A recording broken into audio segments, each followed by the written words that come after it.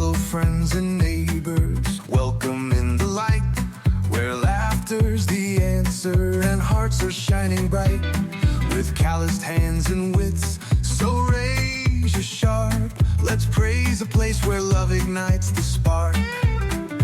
In the field of dreams where sweat and hope combine, we'll raise our voices high and toast to the divine. Be your best and let your spirit always rise. Give thanks for every moment under sunny skies. Be the sunny side of someone else's life. Share your light and joy through struggle and strife.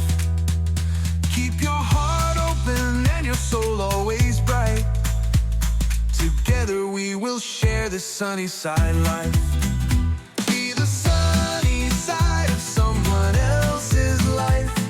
Share your light and joy through struggle and strife.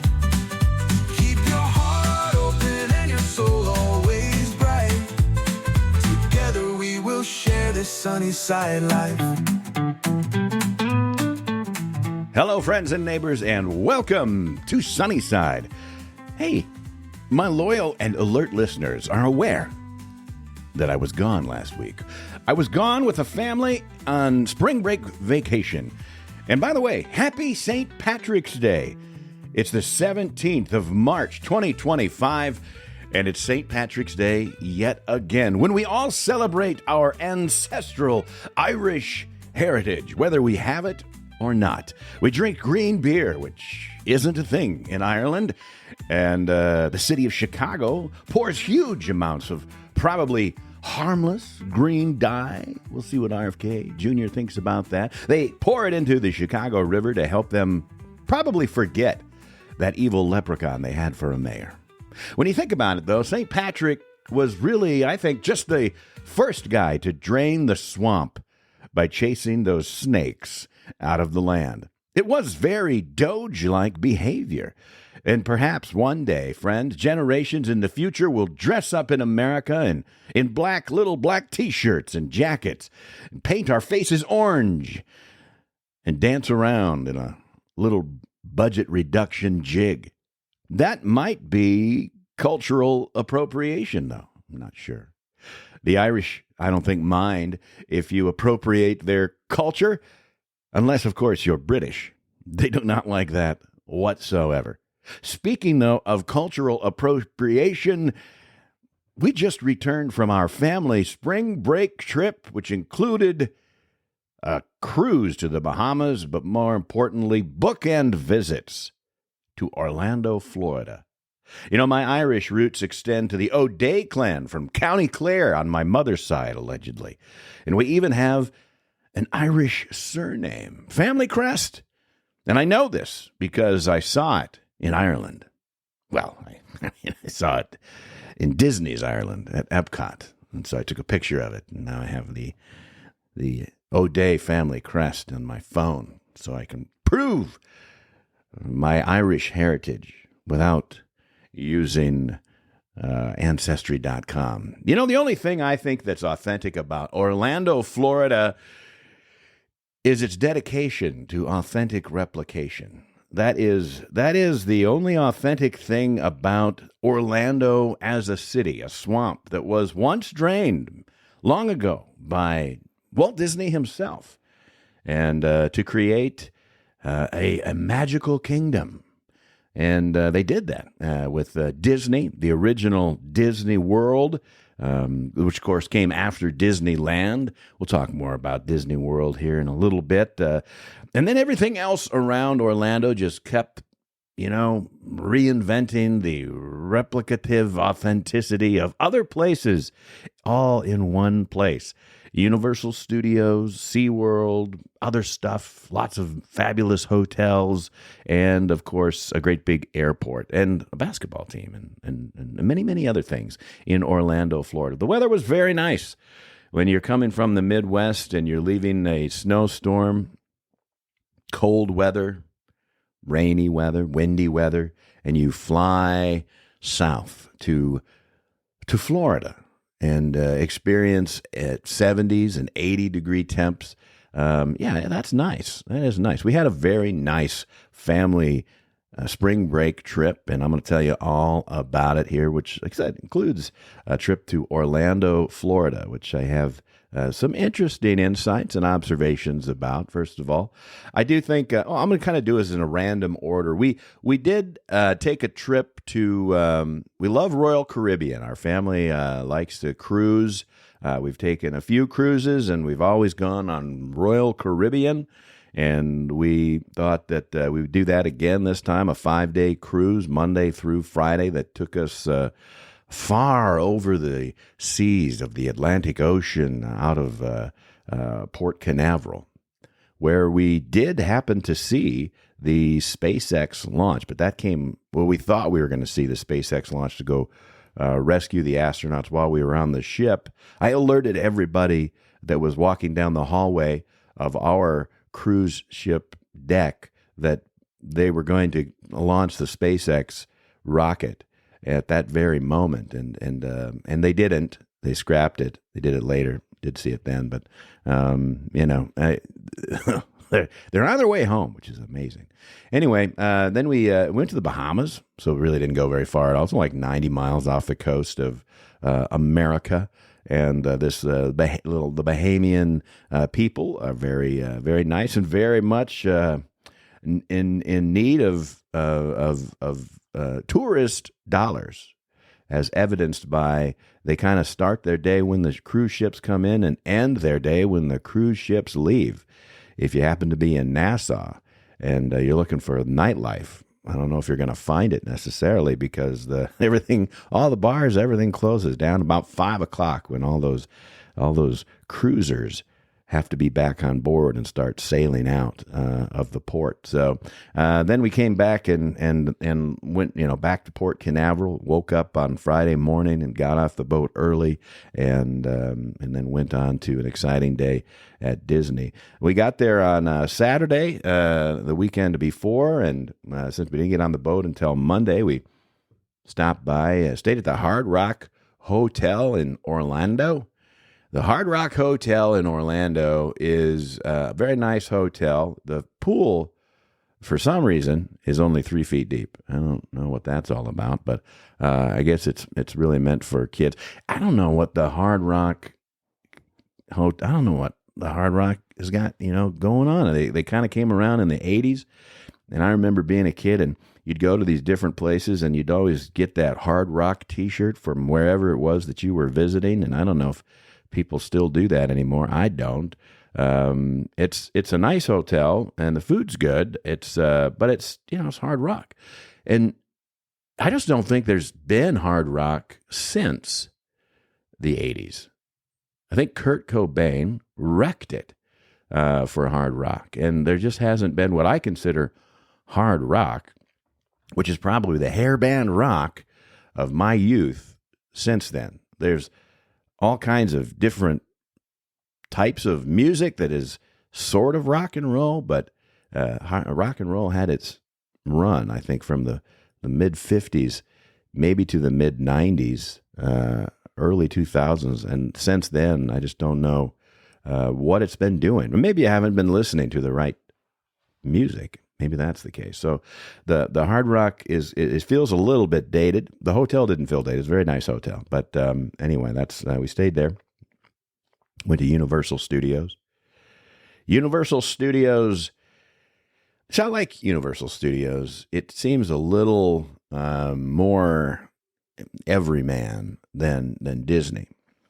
I mean that. I feel like Universal Studios is more everyman than Disney, probably because every man would rather be at Universal than at Disney. And because there's a lot of princesses at Disney, a lot of princesses at Disney, and a lot of moms are also about being princesses at Disney. And a lot of moms are the reason I think that Disney even exists at this point. Disney World and maybe Disneyland, but I don't go there because it's in California. But I think that, there's just, I think Disney is driven by women and dreams of being a princess. And there are a lot of things about Disney as a child that I really love and kind of miss. We'll get into that maybe a little bit later, but we did go, and I tell you what, since I am talking a little bit about Disney, that is really the beginning of the inauthenticity of Orlando, Florida. The idea is that Walt Disney could create the best things, the experiences from around the world, all in one place, and transport you on a family vacation to these magical wonders. And if there's a cultural appropriator, there's few better than Walt Disney himself. Most of his stories that were, free to take and from a variety of cultures around the world and turn them into what we consider classic animated films to this day.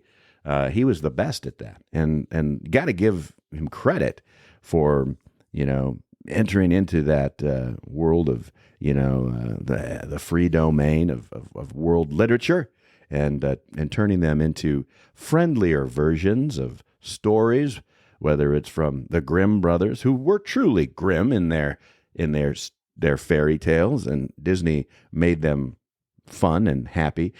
Parents always seem to die in Disney movies. That was a theme. Like somebody's mom or somebody's dad has got to die in a Disney movie, and had a thing apparently for orphans. But I like Walt Disney. I miss Walt Disney. Walt Disney wanted to create a vision of America based on the early 1900s. His recollection of early 1900s America, and that was a time when people were maybe full of enthusiasm and optimism, and the world was our oyster. We hadn't experienced World War I or II or any of these other things, and so a lot of the the themes in the theme parks, whether it's Disney World in Orlando, Florida, or in Burbank over there in California, or wherever. Is it Anaheim, maybe? I don't know where Disneyland is. I've been there. I was a kid at the time. And the whole idea was that Walt Disney had a vision of his childhood, and that's what he wanted to share. Kind of like the family unit, the old-fashioned family unit, with a mom and a dad, a bunch of kids, dressed up and heading out and enjoying time together and seeing the wonders of the world, and being able to enjoy meals together, and just really it's an experience in retro culture, right? The glory days of another time, as they are remembered by the folks that create them, and create them they do and have done for so long in such a wonderful way. The cool thing about Orlando is that whether it's Universal Studios or Disney World, they are, the amount of set decoration and set building, which, having built sets for productions and shows, I can appreciate and really spend a lot of time while you're in line, of course, looking at all of the things. And they try to, keep you involved. There's a science to keeping people in these lines, in these queues, as they wait to go on a ride. And they may wait for hours to go on a 3-minute ride. And they that thrill that they seek. And in that couple of hours that you might be waiting in line with all these other people also waiting with their screaming children and their sweatiness and their awkward, weird adult fetishes that that you're just observing. I love watching people. This is the best part of a vacation for me, is just people watching.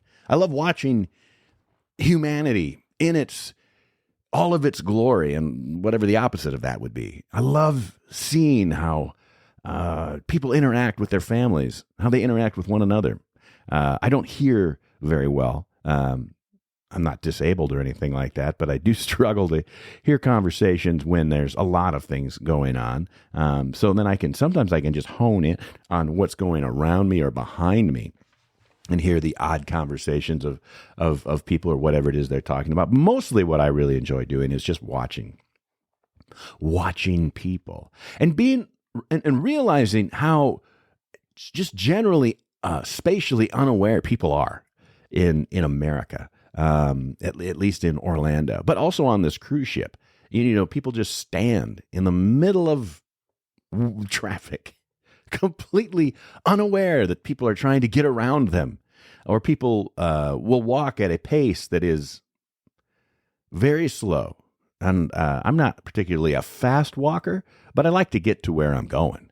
And so I frequently am leaving my family a few steps behind. I got to get around the older folks or the ones with little kids. And I've had little kids too, and I'm getting older. So I mean, but by the grace of God go I. And so moving around slow people is fun. You feel a little bit like a walking NASCAR driver as you go through these big parks. And during spring break, man, boy, there are people everywhere, and so many people to watch and so many things to see. Disney is like, in my opinion, Disney is like, do you like to party? Yeah, I like to party. And Disney's like, cool, here's some weed. And you're like, all right, let's party. And they don't give weed out. This is my allegory here.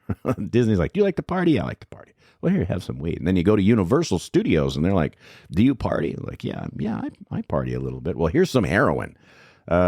Universal is just a different vibe. It's there's still lots of kids around. They still have lots of kids things to do. And I think it's in some ways a better park, partly because they do have all the Harry Potter stuff, which is pretty cool. But, it's just got a different vibe. It's a little bit, when I say adult, I don't mean like, X-rated adult. I just mean, it's more of an adult park, and there are more things for adults to do without feeling like you have to cater to the wee ones in their little outfits. They still sell outfits. They still make you exit the roller coaster, through the gift shop. All of those things that's just the standard in the industry, I believe. But my opinion is that Universal is a little, I don't want to say trashier, just a little more everyman that you can enjoy. If you prefer that. And I do. I like, so we spent a day and a half at, Universal Studios, which was great. And so they have two parks. We went to the older one first, and that's where there used to be the Jaws display, where the fake Jaws would, shark would come up out of the water and he'd ride by. And they don't do that anymore. I don't know if people have seen a lot. That's the problem with building theme parks around movies. Movies age out quickly. And before you know it, people haven't even seen the movies that they're referencing. And so they don't necessarily know what this is. Just a fun ride, There's an Aerosmith ride, which is in Disney at the Hollywood Studios. And Aerosmith has been around forever, since the 70s. Maybe before that, I don't even know. It seems like they've been around forever. And they have like that Aerosmith ride, which was, that was dedicated like 20-some years ago. 20-some years ago, they're dedicating that with Steven Tyler and the band. You can tell too, because I've seen recent pictures, and when they do the whole, you're waiting in line thing, and you're like in the studio with them, and they're like, come on, we're going to get a stretch limo, and we're all going to go on the stretch limo. Come on, everybody. And then we're going to catch up, and we're going to go to their concert. That's the whole theme of that rock and roll roller coaster. And so, but it still takes a while to get from that little spot where you are supposedly talking to the band, or they're talking to you saying, hey, we got to get a stretch limo for all these people, which is what the roller coaster is. And then you still got like 10 minutes before you get in the roller coaster. And so I think that you might miss part of the concert if that was the situation, but then you ride through town, and it's kind of cool. Disney does like to put everything inside. I noticed that. Like, they like their roller coasters to be inside buildings. And obviously they have outdoor, roller coasters and rides and things like that as well, but they like to put their big ones inside so that they're really not affected by the weather, probably, is my guess. And it is really cool how they do that, and they are fun. I do like a good roller coaster now and then. It probably helped that I got off of a ship and then went on roller coasters, because I was still kind of, moving in my head. Anyway, I don't get seasick or motion sickness very often. I don't take pills or wear patches when I go on a ship or anything. Like, never really had any issues like that. I have gotten seasick on a smaller boat on a family vacation when we went fishing, and we were supposed to go like 5 miles out, and we ended up going like 10 miles out in what I would consider the same size boat like I have. That was a little wavy. We did catch a lot of fish though. And I blame that really mostly on when I was helping the guy catch the bait fish at the beginning. I was down on the deck with him, and he would catch them, throw them in, and I'd push them into the live well. And it was kind of, down a little bit lower, and the fumes from his exhaust of his outboard motor kept wafting into my just, I was breathing that carbon monoxide in. I really do blame that on why I got motion sickness a year ago on that little boat. But we were in some pretty big waves, and probably out further than we should have been. I'll say that. They do have a ride at Disney. So we didn't go to they have multiple parks at Disney, as you may well know. And we didn't have time for all of that. We just did Disney for a day. It was the day we got off the ship, so it was a jam-packed full day of Disney. But we just did the Hollywood Studios portion of Disney, and we did a little bit of Epcot. And so that was our Friday. My wife, Heidi, the amazing trip planner, put all of this together, and she did a great job, but she was a little zonked after getting off the boat early in the morning on a Friday, and then just walking. I estimate that we walked 10 miles that day. So we got a lot of steps in. Everybody was checking their steps because we're, I guess, fascinated with checking our steps on this trip. I don't know why, but we did. And so we did a lot of walking, and that has inspired me to continue walking because I really didn't have a problem walking from place to place as a dad, even though we had been walking all day and she had a plan and we had a lightning pass. And I'll tell you what, folks, time is money. If you can afford to go to Disney or Universal or take the family on one of those trips, you can afford to buy a lightning pass. And boy, that makes all the difference in the world. I don't know how people stand in line for that long. We still had to stand in line. I think our longest wait was like a half hour, but some of these lines were like 2 hours long. And so I'm a big fan of the lightning pass. If you can buy a lightning pass, you should do that. You still then get to watch all the people, but you don't have to watch them for as long. And you can do your people watching, get through the ride, and get on with your day. So we hit all of the rides. I'll talk about them in a little bit. I guess the ones that we were on, and all these places. This hodgepodge of my family trip, but it was a long day. But I didn't have a problem because when we ended our day at Epcot, and I could keep soldiering on, walking in the way that I do because I knew that the family was petering out a little bit. And I knew that all I had to do was walk to the next, say maybe go to Germany and get a Warsteiner beer. Maybe go to Mexico, get a beer there. Go to Ireland, get a beer there. Maybe go to Canada. Just keep walking around the world. And of course, we're trying to eat at the same time, and so is everybody else. And so that was, you have to wait in line there. Jack wanted we got to America. Isn't it weird that America is like at Epcot? Yeah, I mean, that's kind of weird. But so you got turkey legs. He wanted a turkey leg, so he got a turkey leg, and I got a Yangling beer, and that was fun. And then we kept walking around these different places. But everybody wants to eat at the same time, and the places, they just have so many lines. The Japanese people want sushi, Chinese they want General Tso. I don't know what I love General Tso's chicken. I don't even know if that's truly Japanese or Chinese, but anyway, Mexico, they got out the tacos and different things like that. You know what they've got. They're all very popular food lines. But if you're you don't want to wait, then you should go to places like, Turkey. There are some countries in Epcot where nobody's standing in line for their weird food. And it's like, if you can stomach this, my friend, you will not have to wait in line. You get the lightning pass for food at Epcot, going to the weird countries you're not as familiar with. And you'll probably get a lightning pass to the latrine. But that's just the way it is. Easy in, easy out. And so anyway, I could go walking around all day because I just knew we had to walk in a circle, get in an Uber, and take off. And on the way, you just try a little flight of the world's beers. So I had a great time. It was a wonderful experience. I do love Epcot. Like, that's probably my favorite park at Disney World. I just love walking around those fake countries. And I think it's amazing how they make them look like, well, that's what it is. And this is what Germany is. Go buy a clock, man. You can go to Orlando, Florida, the cultural appropriation capital of the universe, and experience the whole world. You never even have to leave. They should put the United Nations in Orlando, Florida. Why not? And it would be, you could ride through the General Assembly on a roller coaster. You could wear the little earphones and listen to speeches that were being made by a bunch of third world countries about how bad everybody else is, but they need the money. It would be great. That seems like the best place is actually Orlando, Florida. Let's put the United Nations in Orlando, Florida.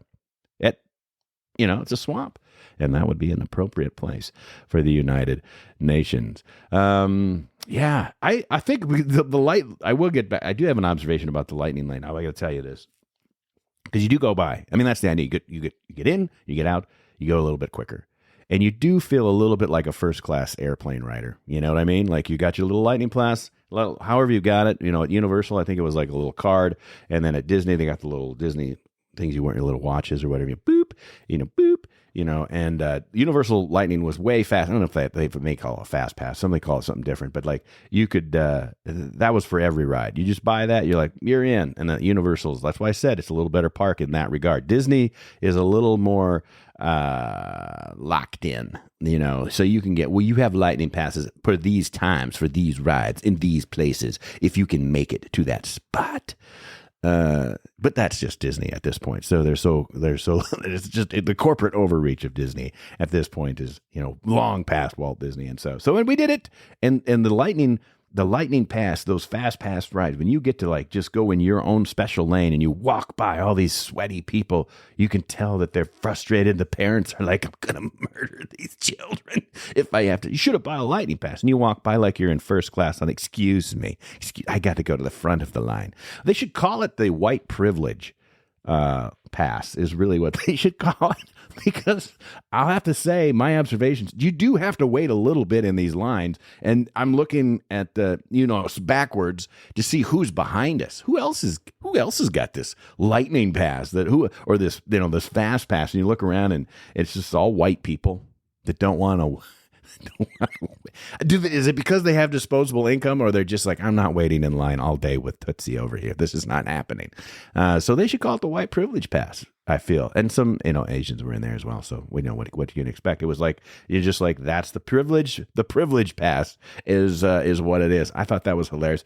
I kept saying that to my wife. I'm like, let's go use our white privilege over here on this ride. And she was like, would you stop saying that? And I think it's hilarious, because that's what they should call it.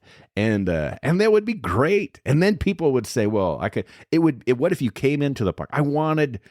This is my twisted mind. I wanted so badly to, because you are, when you're in a fast pass lane or a lightning lane, you're still in line, separated by a bar. And that's all it takes, by the way, just a bar. It's just like a bar. Sometimes it's a rope that separates the regular long line waiting people from the lightning privilege line. And there's just a single little bar that separates them. That's all we need between the United States and Mexico. It's like, this is our side, this is your side. Just a regular Disney or Universal Studios, little rail. That's all you need. You don't need, and then they get complicated. It's like, this is, excuse me, do you have the mouse pass? You do not have that? Sorry, you have to stay on that side. Your time will come. Just wait patiently.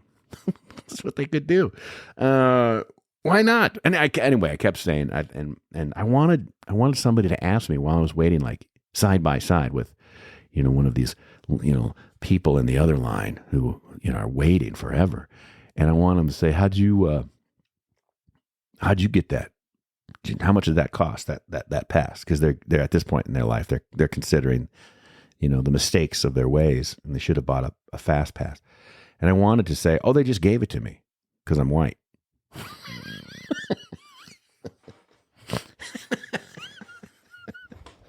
That's so stupid. Anyway, I thought it was hilarious. My Heidi didn't think it was as funny as I did, but I thought it was very funny, and just to see what the reaction would be.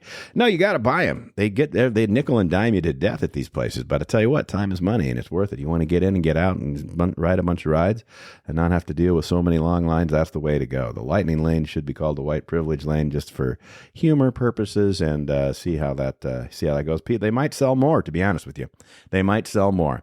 Speaking of Disney, one of the things that they appropriated is it's not cultural appropriation necessarily, but they did buy the whole Star Wars catalog from George Lucas a while back, and now they own everything that's Star Wars related. And it's been so long since I've seen anything offshoot of Star Wars that I couldn't even tell you necessarily who is who or what's going on. But I get it. I've seen the original Star Wars, the 6 movies, the 3 that came out first, and then the 3 that came out later, and then after that I didn't really pay attention too much. And then Disney ruined it, like they ruin everything with no more original ideas. They just, they did the same thing with Marvel and purchased that. We're just going to buy up everybody else's good ideas and then just ride it till it's dead. And so that's what they've been doing with Star Wars. But that's a cool part of the park. And I am a Star Wars kid. I grew up that way, so I do enjoy it. Not like a Star Wars geek. I'm not geeking out over that or Harry Potter and over Universal, any of that stuff. And believe me, folks, there are a lot of geeks. There are some mental health issues in America, and that is evident by the folks that are wearing Harry Potter outfits all over the place over at Universal, and all of the Star Wars nerdery that is happening down in Orlando at the Hollywood Studios side of the Disney house. So there's just a lot of that going on, but it's something that I thought one of the rides that you can do. It was a cool ride. I do like the Rise of the Rebellion. So that came out a few years ago. I don't know. It's been a while, a few years. We were on it before. Last time so a few years ago. So it's been out a while.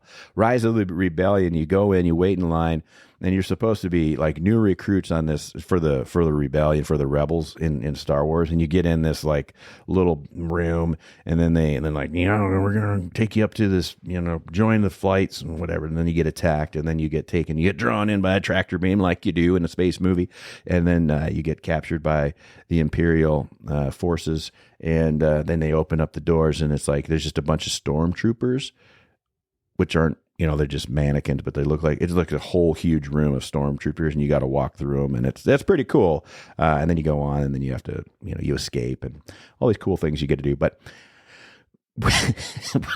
so what I thought was, this is how my dumb brain works while I'm in line with my family. I'm watching people, and then so now I'm in this little ship set, waiting to get captured by the Imperial people, and then the door opens and. Yeah, we've done it before, so I'm expecting the room full of stormtroopers, which I can see. But first, this big dude, big tall older guy, steps in, and he's got the gray Imperial Army, uniform on, which is sort of reflecting like old Nazi themes that they played up in Star Wars, and so he's one of the bad guys, and he walks in. Of course, he's just like a dude that lives nearby. Probably retired and, was an engineer somewhere. And now he's like, this is what I do for part-time gig.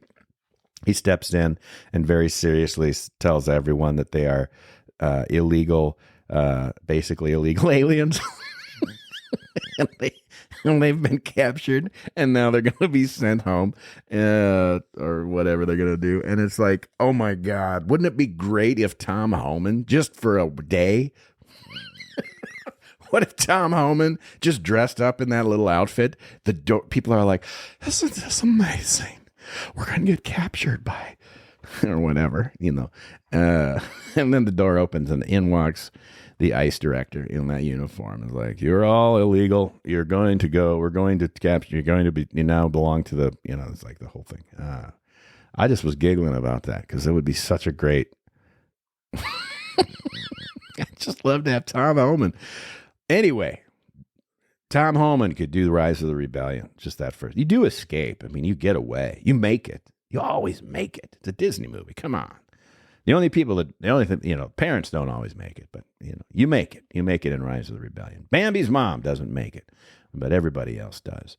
Let's see. The Disney customer service model. So my wife attended the University of Walt Disney University many years ago, maybe 15 years ago, maybe further, maybe longer than that. She really fell in love with Disney because of their model of customer service, which you can go to. I don't know if you can still do it, but you used to be able to go to a Walt Disney University where for a week, and they would teach you pretty seriously. I mean, you'd have fun nights. You could go to the park and stuff like that, but they'd give you tours of kind of like the underground of Disney and all of that. But the whole thing was about how Disney does customer service, how they make their guest experience so awesome. And that was 15, 20 years ago that she did that. And she took that information, by the way, and used it at her company. And it has made, I think, maybe all the difference in the world. They truly applied it. They changed how they addressed customers and called them guests and their experiences. And they have done that, and they've been number one in that field for a long time in that industry since that time. So they've really made headway, and she loves that model. And I concur. I think that the old Disney customer service model of it's like this is your every person's trip to Disney World is their first trip, and it has to be as magical and perfect as you can possibly make it. That's the business that they are in, and their customer service has to be just on top of the world. And so for many years, decades, Disney followed that mantra. And I think that it made them, as part of, in their theme park situation, as successful as they have been. But I will also say, I don't think they're following it anymore. Even in the last few years since we were last at Disney, it seems like the people working at Disney just are not as well trained. They're not as into it. They're not as friendly. Disney is just, it's still very clean, and but it's not. It doesn't have the pristine perfection that you maybe had if you experienced it years ago, that you might come to expect. I think that some of that, they still are amazing. I mean, it's still an amazing operation, but it's just not quite up to the snuff that it used to be. And I think that they've fallen away from their customer service model. I think they've in many ways abandoned it, like they have so many other things, as they've had, Walt Disney's been dead for quite a while, and his legacy is being just eaten away at. The idea that the all-American early 20th century small-town goodness of most Disney movies, TV shows, theme parks, all of that stuff is probably viewed by current management of Walt Disney as evil. That's not what a family is.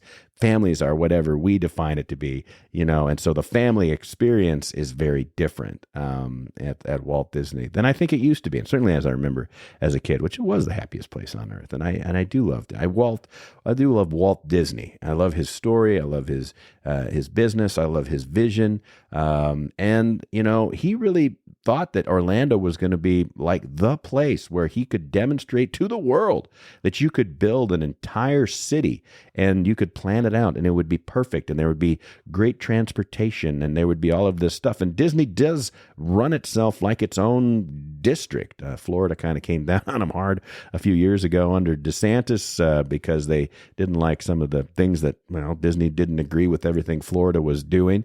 And so, DeSantis said, well, okay, we're going to take away some of your privileges as a corporation.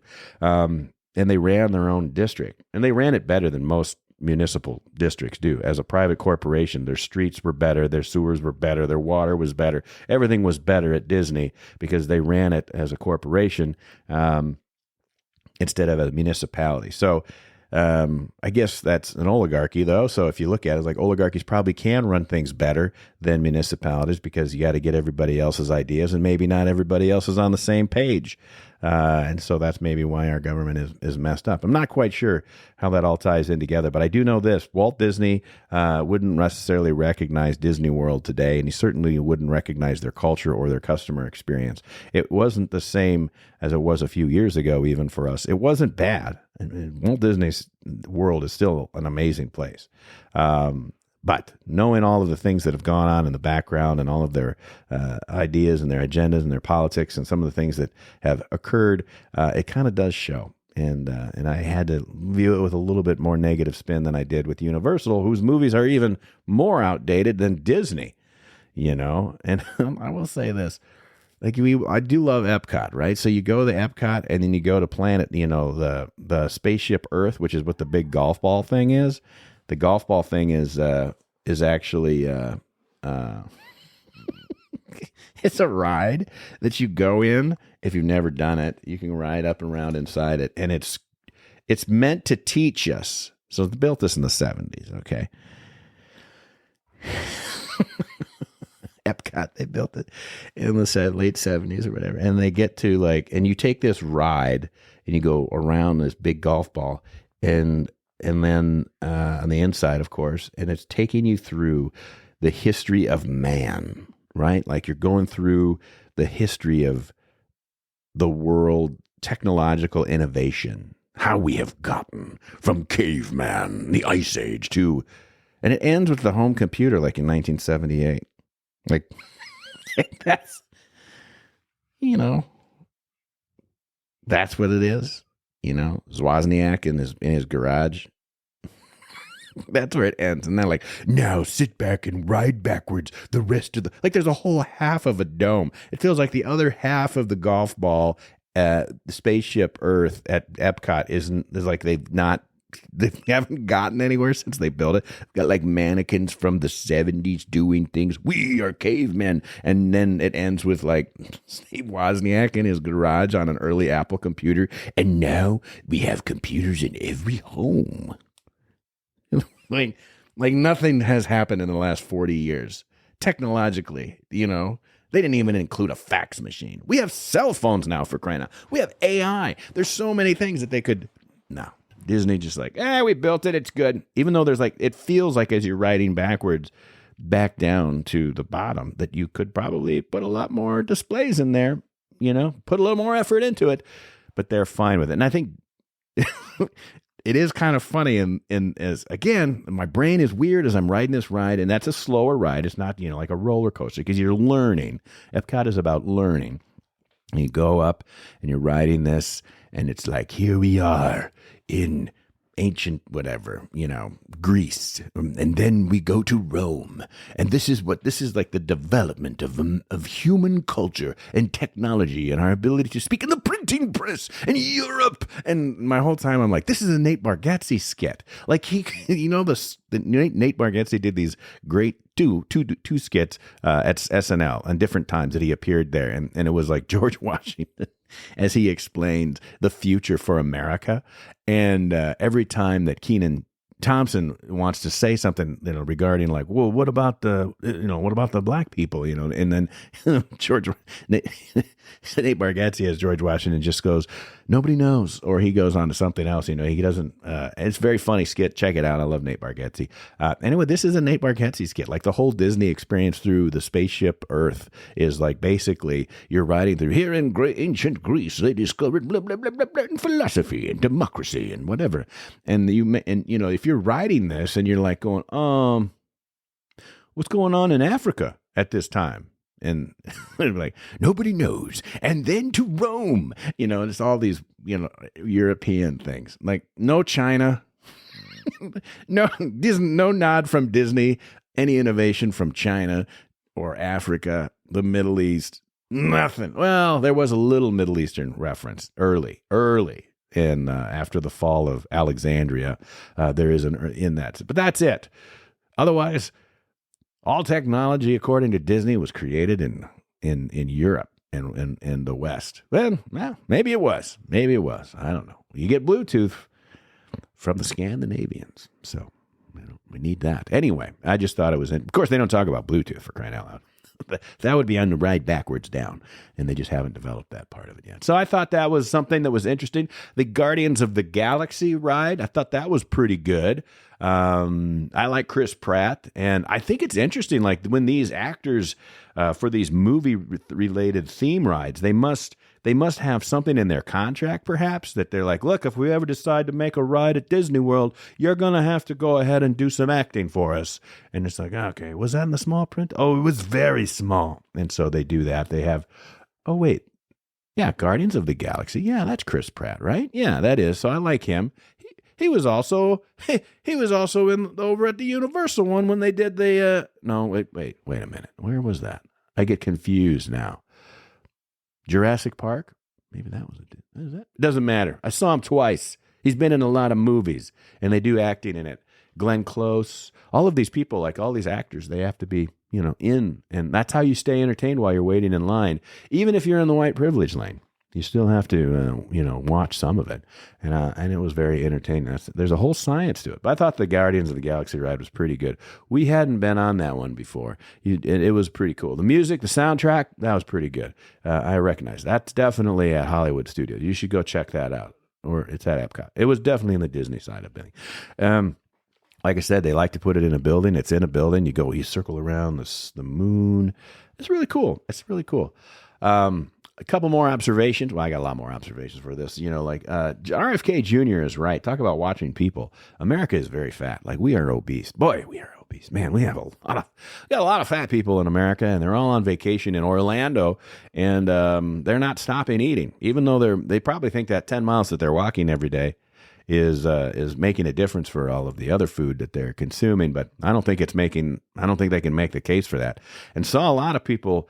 Not only is there just an enormous amount of strollers for the kids at Disney World particularly, but there's also a lot of people on those little rascal scooters, and some of them are old and they're decrepit or crippled or whatever, and they need to be on those things. And then other people are just too fat to walk, and they have to ride on these rascals everywhere, and I think that's pretty sad. So hopefully in the next few years we can bring some of that down, and we can all go to Disney World and appropriately wear those Lululemon clothing outfits that everyone, regardless of body shape, seems to wear. I'm not shaming anybody. I'm not saying that I'm in great shape, but boy, you do feel good sometimes. It's like, let's go if you're not feeling good about yourself, where you need to be physically, go stand in line at one of the parks in Orlando, Florida. You'll feel just fine about yourself in most cases.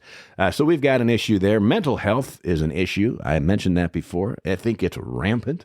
Whether it's alternative lifestyles or whatever it is that people are mentally breaking down about, or just the fact that they are, really into some of this fantasy stuff. I think there's a little something. I think it's fine. It's fun. I'm a creative person, so I can enjoy that. And I appreciate a good costume every now and then too, but I'm not going to wear it around. My son at Universal did tell me when we went to Harry Potter stuff that my son Colin's kind of an expert in that, and he did inform me you can take a test and figure out what house you belong to, which house of witchcraft you belong to, Gryffindor or other ones or whatever. Slytherin. A lot of people like Slytherin.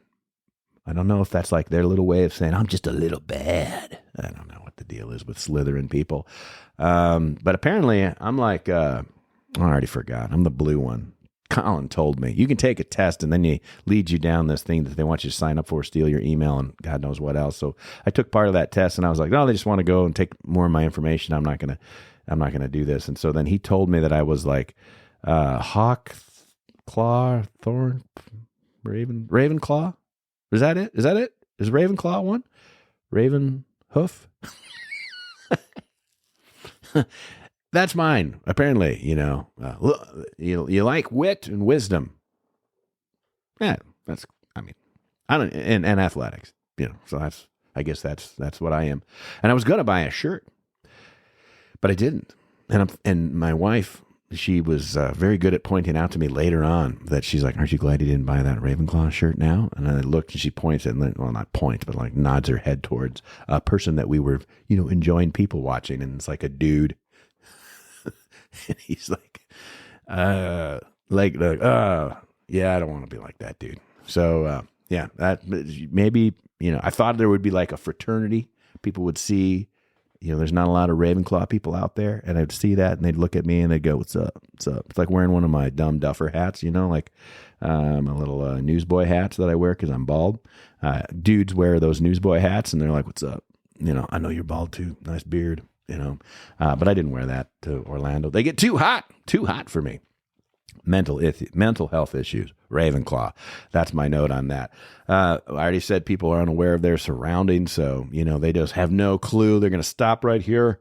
I got off the ride. I'm going to stop right at the exit, and everybody's going to have to go around. I'm not even aware. Not even aware. Where's my family? I'm hungry. What's next? Where are we going? And people have to flow around them like they're a rock that's been just dropped in the brook of babbling brook. It's like, oh, we're changing directions around this one idiot because they just have no idea what's going on. And that's the same thing on a cruise ship, by the way. So people are dumb, situationally unaware, which is irritating. As a former soldier, you like, oh, how do you not have your head on a swivel? And how do you not know what's coming up behind you? How do you not know what's happening, people? And they just don't know.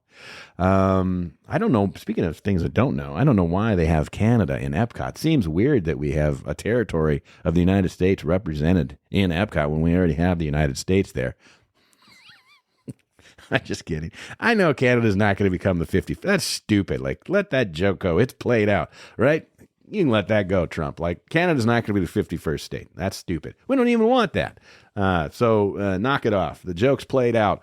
But I did think it was funny how large the display for Canada was at Epcot. That seems like they just like, well, we got this whole corner over here. What country could we put here that people will generally appreciate and not really know much about? Oh, Canada. Let's put that over here. We did see the SpaceX thing go up while we were at Epcot, though. So I said I missed it when I was on the cruise ship. We thought it was going to be on that. And during the week, it didn't happen, got scrubbed. So it did happen on Friday night, though. That was awesome. Saw it go up. I ran right. Talk about not being situationally aware. I'm like following the rocket. That's the only time I say I was situationally unaware. I'm watching the rocket go up in the sky as the SpaceX folks go to rescue our astronauts who've been stranded in space for the last 8 or 9 months by our idiot government. And now they're going to go rescue him, bring him home.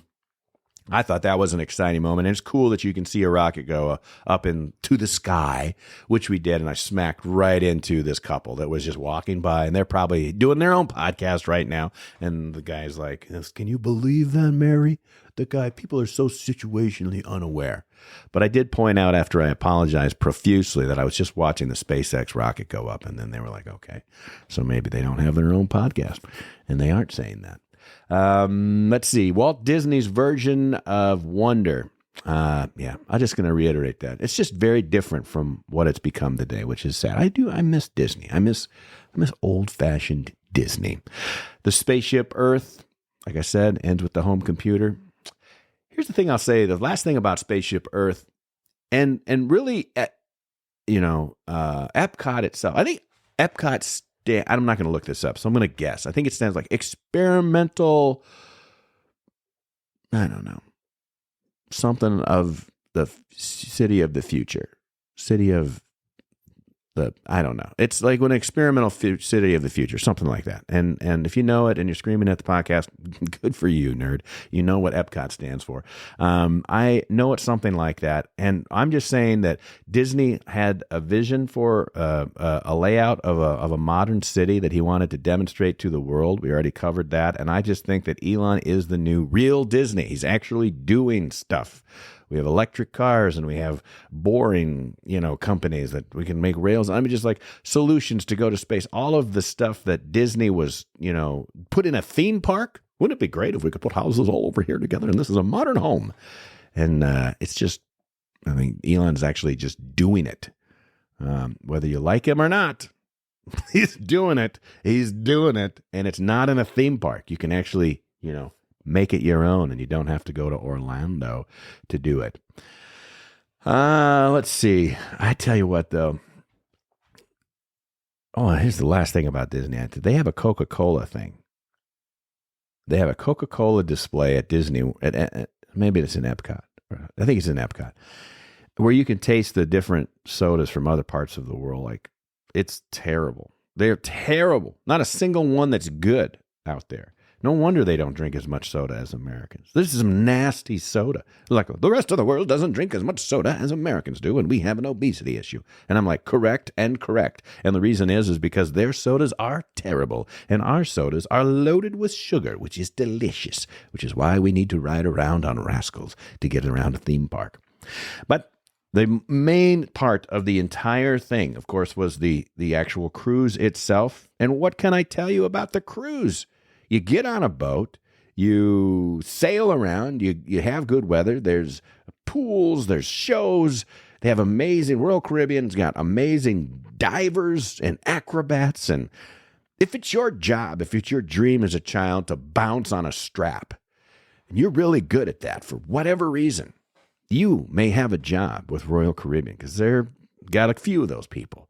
If you wonder what happens to the high divers once they graduate from college and they're competing and they're not in the Olympics, or perhaps they were in the Olympics, and you wonder, whatever happened to that famous diver that I can't think of anybody's, was Greg Louganis a diver? Yeah, he was. So that's the only one I can think of. So then, what happens to them? What do they do? Do they go on and become third grade teachers? Perhaps. Or perhaps they go on and become divers. The Royal Caribbean on the back of a ship that's just slightly moving, and they're diving into a pool 60 feet below them, which I'm sure is completely safe. It's awesome to watch, though, and they set it to music, and then they've got acrobats and people that can hold their breath underwater for a long time. Synchronized swimmers. That's a job. That's a job for some people, and they do it on this ship. Ice skaters? Yes, we have ice skaters on a ship at Royal Caribbean. Of course we do. Why wouldn't you have an ice skating rink on a ship? Again, if you're not going to go into hockey, and nobody is making a movie with you and Will Ferrell and the guy from Napoleon Dynamite with your skating skills, perhaps you could go and entertain people on a ship, towards the bottom of the ship, in a large ice arena. Again, which was amazing, although there was one dude. There was one dude in this ice show. They're all so amazing. And they can do things that I cannot do. I cannot bounce on a strap. I cannot dive off of I could dive off of a high platform, but I'm not saying I would hit the pool below, and certainly couldn't do any flippity-flippities. And I can't ice skate very well. I learned how to ice skate at Lambeau Field in Titletown.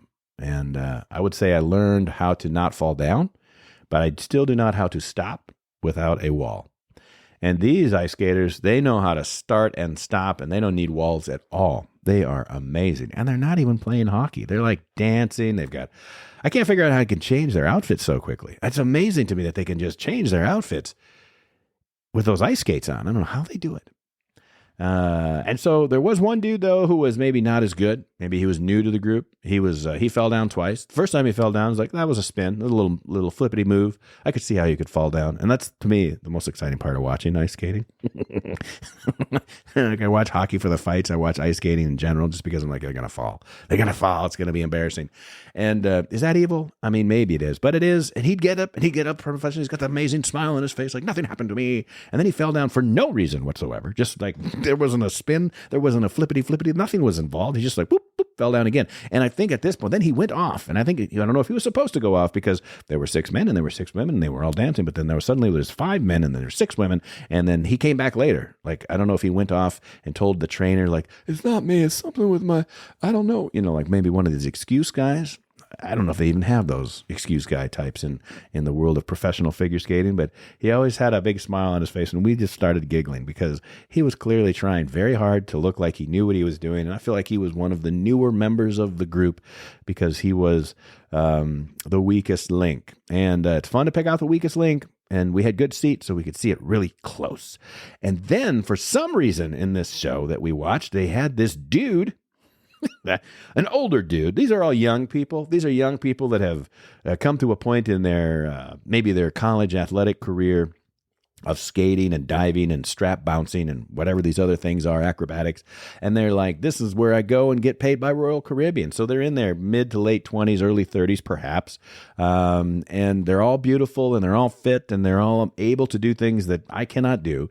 And so that's why it's entertainment. And then there's this one dude who's like my age, and he's very fit too, very fit, but he's like not a skater.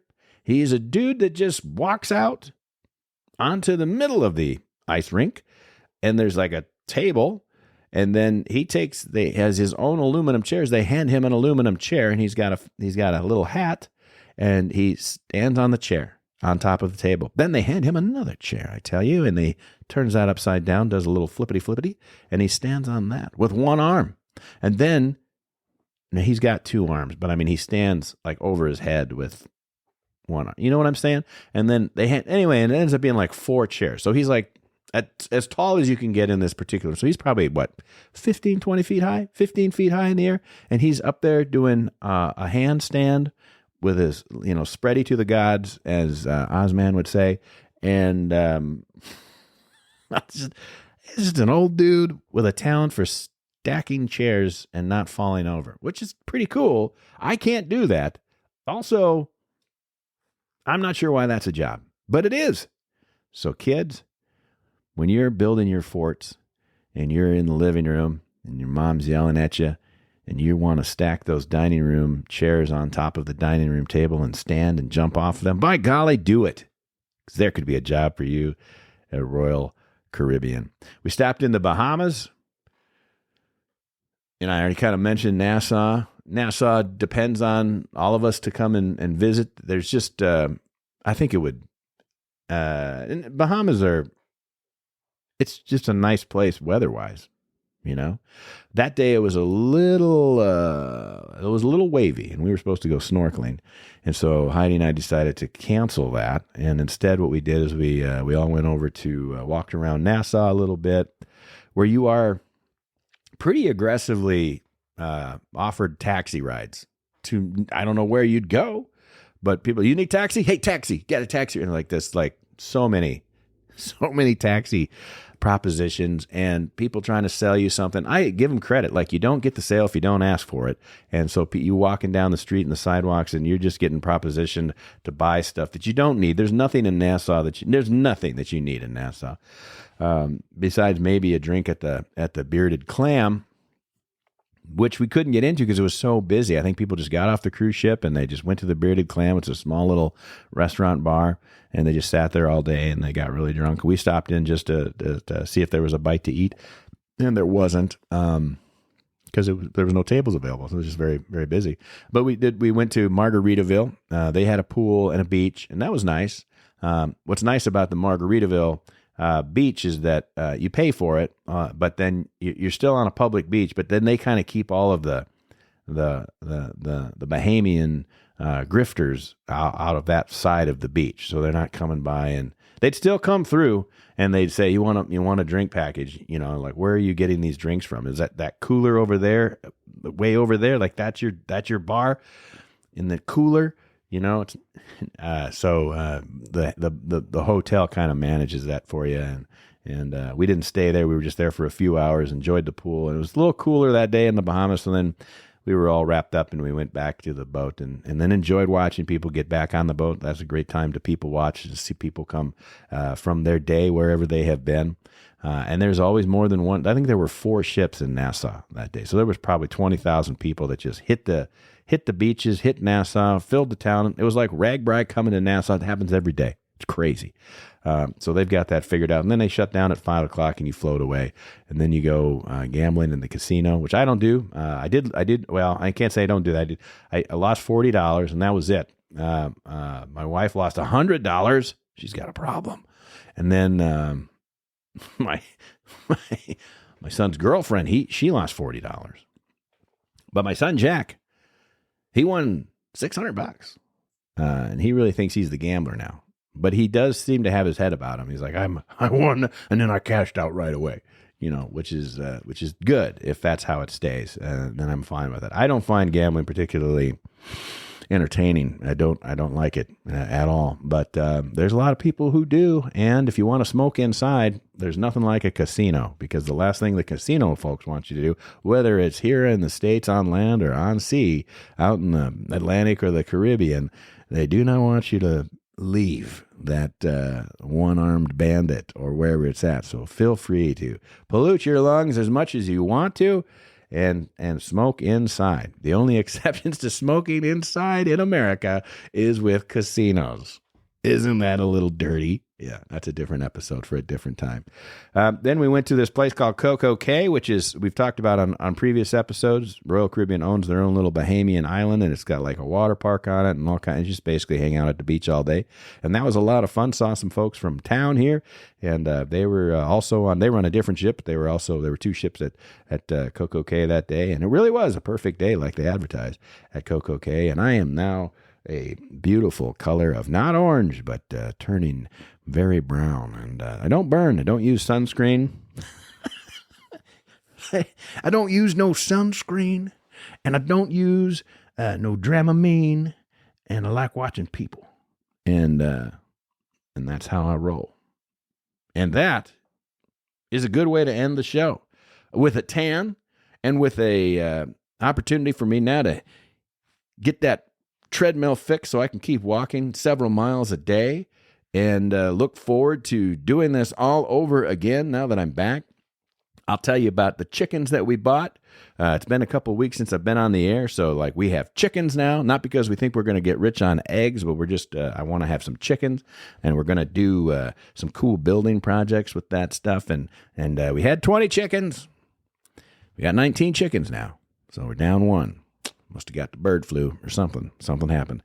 But they come as a day-old chicks, and then they all of a sudden now we're gone for a week, and we had, my mom took care of them. My mom took care of the chickens for me, and then they're bigger now, but they're not big enough to lay eggs. That's not going to happen until July probably, and then by that time the egg prices will be back to $2 a dozen or whatever. Well, that's just fine, and we'll do other stuff. So anyway, there's all that stuff is happening. We're happy to be back. I'm gonna get that treadmill set up, and we're gonna get going. And folks, I'll tell you what, whether you have already taken your spring trip, if you've had one planned, if you've got one coming up, because your spring break with your family is a little bit later, or you're just heading out to go see the world on a trip that's coming up for one reason or another, I encourage you to take a look around, enjoy the scenery, and keep your wits about you. Know where you are. Don't stand in the middle of the line. Be situationally aware, and have fun watching people. That's the best entertainment out there. God made us funny, whether we like it or not. Until next time, folks, we'll see you here on the sunny side of life, and I hope you have the opportunity, wherever you travel or wherever you happen to be the sunny side of someone else's life. When the shadows fall and doubts begin to creep, remember together we're strong, never weak. Lift your neighbor up with kindness every day. Let your actions speak the words you want to say. The Sunny Side of Life is a weekly production about our life on the family farmstead here in Iowa, the liberties we prize, and the pursuits which make us happy. None of this is possible, of course, without Christ in our lives. For the Lord God is our sun and our shield. He gives us grace and glory. Be the sunny side of someone else's life. Share your light and joy through struggle and strife. Keep your heart open and your soul always bright. Together we will share this sunny side life.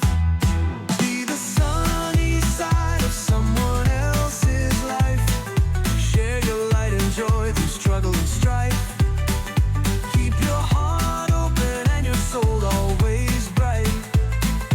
Together we will share this sunny side life. May the Lord bless you and keep you, and may the sunny side of your life in Christ be made evident unto you each and every day, and give you peace.